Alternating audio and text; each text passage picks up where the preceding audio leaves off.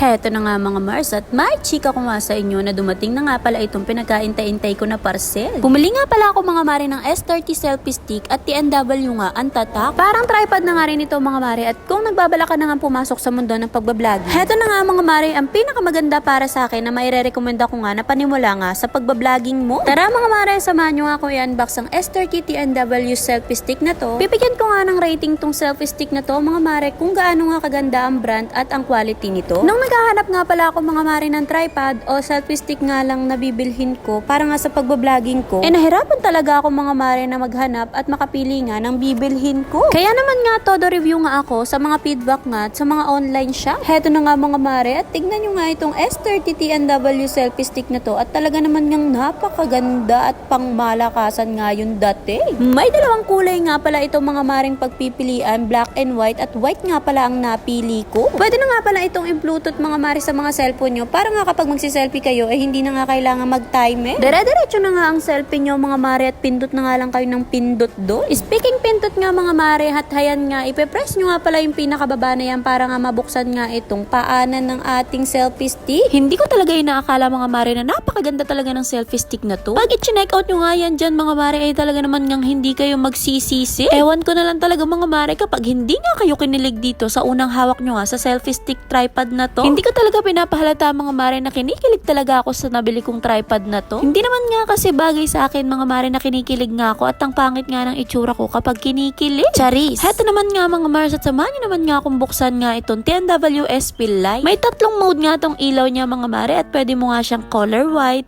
soft at saka warm. Heto nga mga mare at tingnan nyo naman nga napakasyala talaga ng brand ng TNW. Mapapaganda talaga nito mga mare yung kuha ng mga content ko at mga videos ko. Bukod nga dun mga mare, hindi na nga rin ako mahihirapan ng kahahawak sa cellphone ko para kumuha nga ng mga videos. Heto nga sinubukan ko nga yung mga ilaw mga mare at talaga naman yung napakagaganda rin. O mga mare, kung hanggang ngayon nga ay nanonood ka pa nga sa video ko, pakicomment naman nga dyan kung tagasan ka para naman nga alam ko kung saan nga umabot tong video ko na to. Heto na nga mga mare at sinubukan ko na nga rin lagyan ng cellphone tong tripod na to para naman nga masubukan natin kung gaano nga rin ito katibay. Napakaganda talaga nito mga mare at napaka-soap nga niya gamitin kapag ka nga kumukuha ka ng video. May iwasan na nga mga mare dito na mag-shaky-shaky nga yung mga ginagawa mong videos. Ano pang hinihintay mo mga mare? Check out mo na at huwag ka na magdalawang isip. Nandyan na yung yellow basket.